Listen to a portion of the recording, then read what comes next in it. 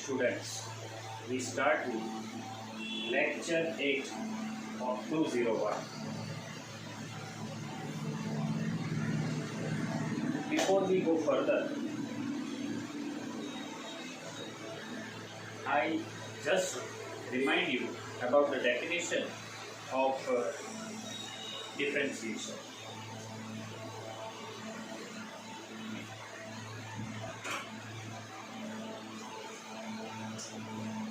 The definition of differentiation is like that: f of a plus h b plus k is equal to f of ab plus h fx ab plus k fy ab plus epsilon rho, where rho is equal to square root of x square plus b square tends to 0. This implies epsilon tends to 0, and then we say that this function f is differentiable at point AB. Obviously, this tends to 0 means h and k tends to 0. Just remind this definition.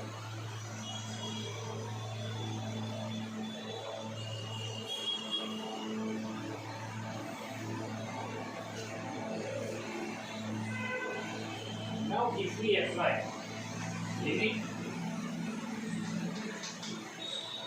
rho tends to 0, or say x tends to 0, k tends to 0, to hold this term, then this is 0, this is 0, this tends to 0, this tends to 0, this value is only f of ab. Clear by this definition? What this says that? This says that f is differentiable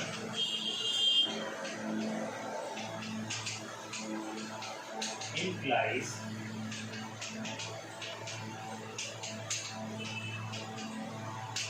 that is continuous. It is differentiable means it is continuous.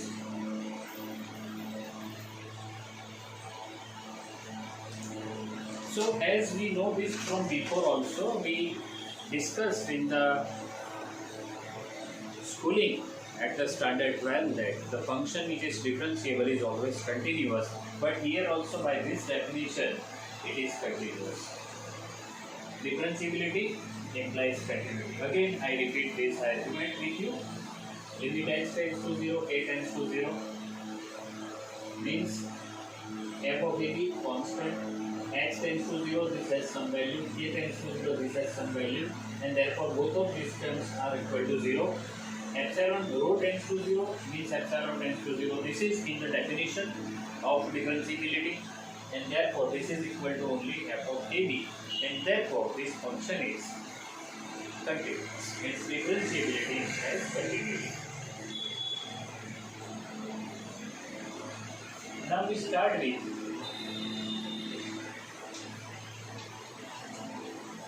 Lagrange's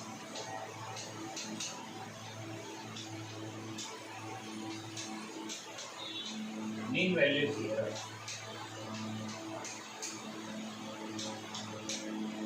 Lagrange's mean value theorem. You know that what is that theorem? Mb minus fa upon b minus k equal to f dash c, where c is in open set AB. This is Lagrange's mean value theorem, and the another form in which we take b is equal to a plus h, or f of a plus h minus fa upon h f dash a plus theta h 0 less than theta less than 1, and this is also another form of Lagrange's mean value theorem. How it is formed, just I give you the information. 0 less than theta less than 1. Now if I multiply this equation by h, means it is 0, theta h less than h. Now add it to each of the term. Therefore, what we have, a less than a plus theta h is less than a plus h. This is C for us. And value of theta, which is 0 less than theta less than 1. And therefore, this is Lagrange's mean value theorem, but in the form of theta. Just see this.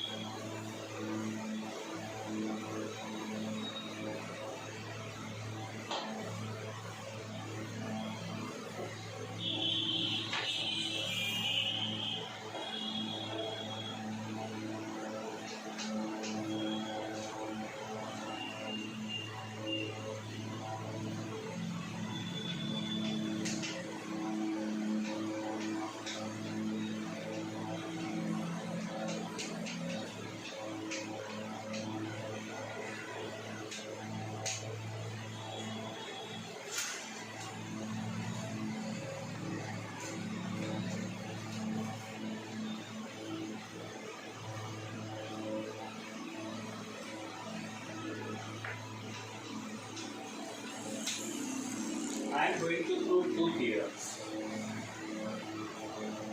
10 and 16. I will provide you the note.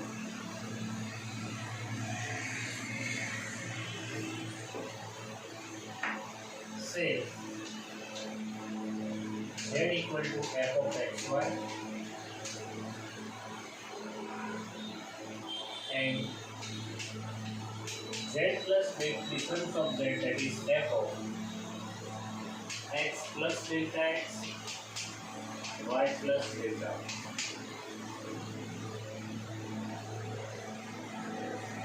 And therefore,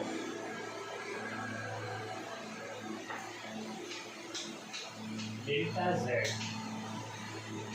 is f of x plus delta x, y plus delta y, minus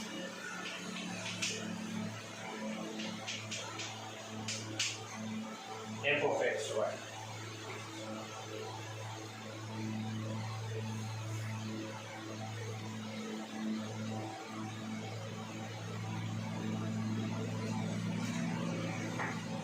Delta z means this is minus z. Therefore, f of x plus delta x, y plus delta y minus z. Clear?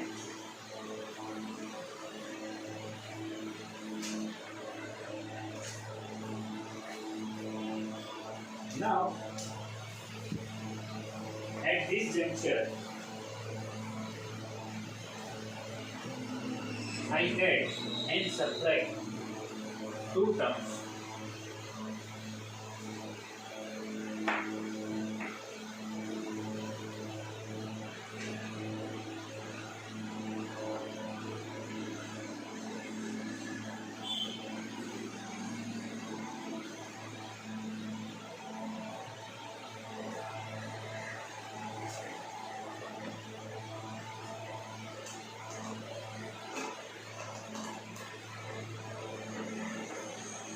Minus f of x, y plus delta y,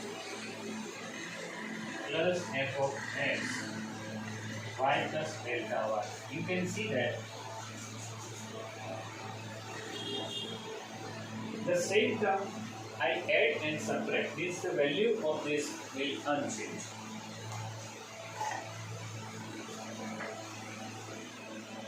But here, if you consider only these two terms and these two terms, there is a one big understanding at there. And what is that understanding? So let's take first these two terms.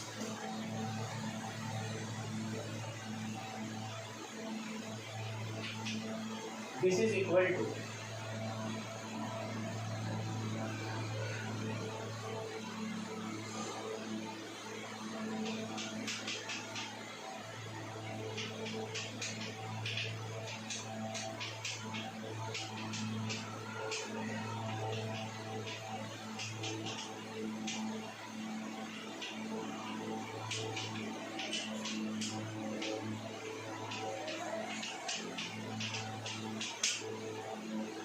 try to understand that idea.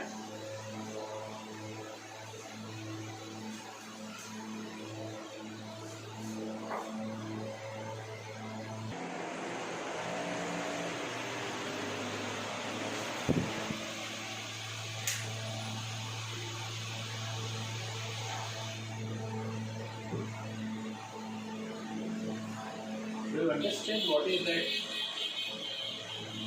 Let's see here.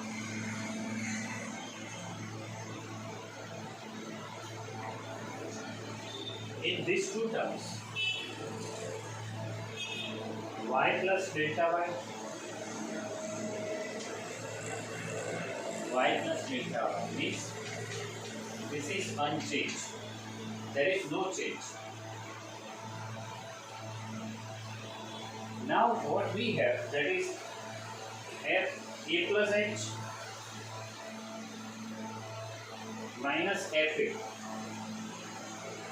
A is x, h is delta x, means it is f of x plus delta x minus fx upon delta x is equal to f dash, means this is differentiation with respect to x, and therefore it is f of x plus theta delta x. So here for conveniency I use theta 1. This is unchanged. Theta 1, this is in between 0 and 1 by the Lagrange. Here x is unchanged.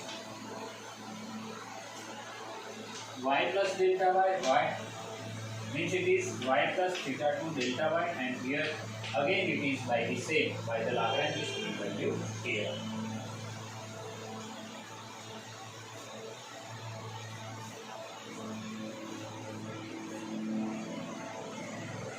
Now we just put these values of delta x, and for that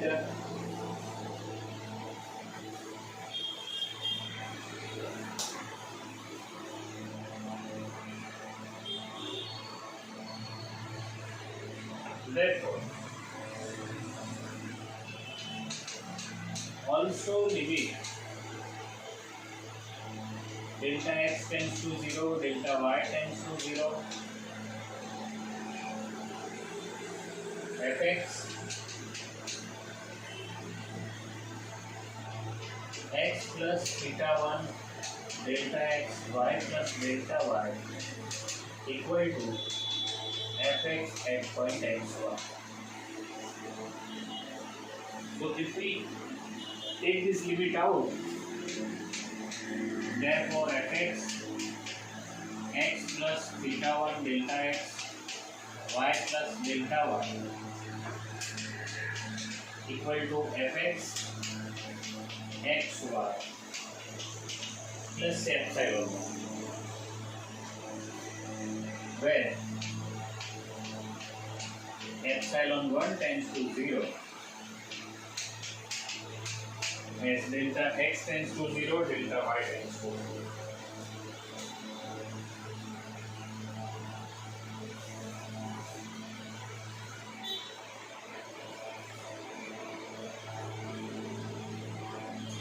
So this is related to this one.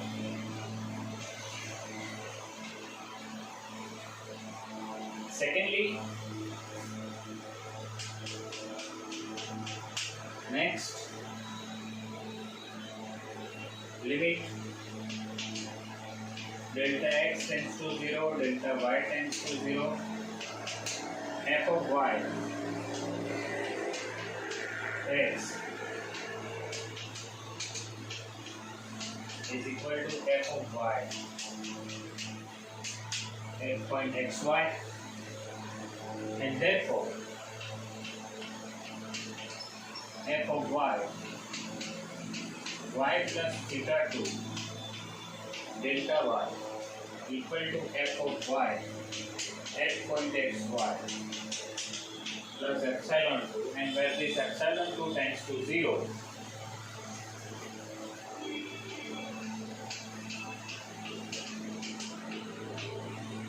as delta y tends to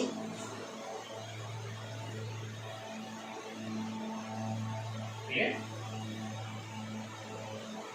Now this second term is, now we put these values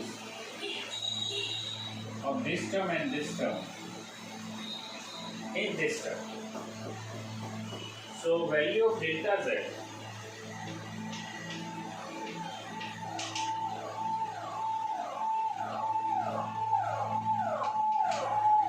fx at point xy plus epsilon 1 delta x plus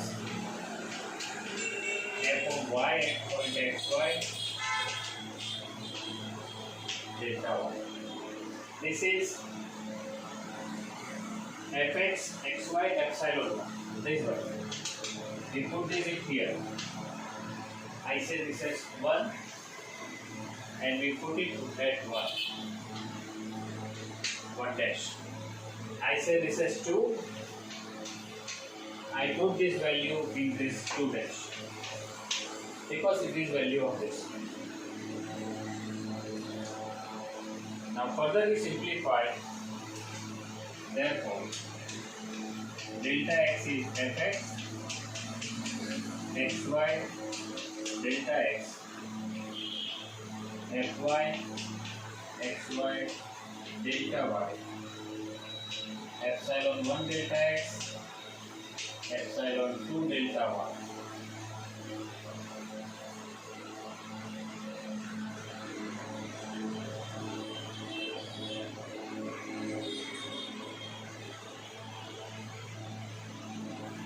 Now consider this as epsilon 1. And therefore, this is the target. This is the required answer. And this is tends to 0. Therefore, this will not be in any further calculation. Now, see this once and then we go further.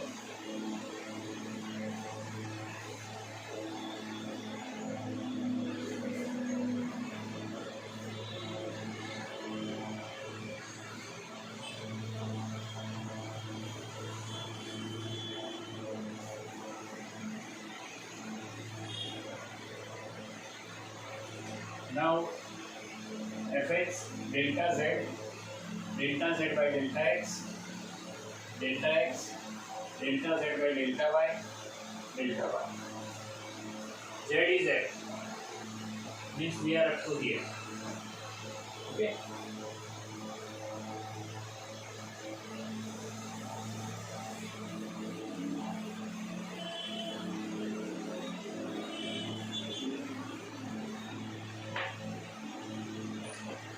In the 16th one,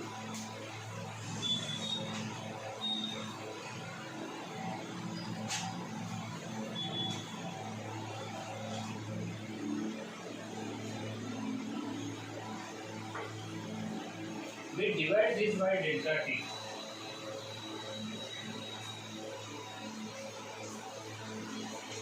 To both this side at 16, and taking the limit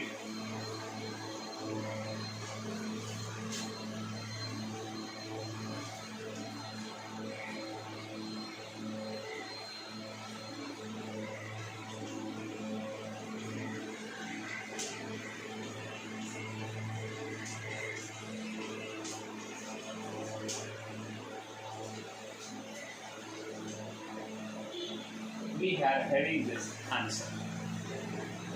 So only one step is there. We are taking limit delta t tends to 0, and at that time delta x and delta y tends to 0 because they are mutually continuous function, and therefore we have this. This is the statement of 16. Just see that.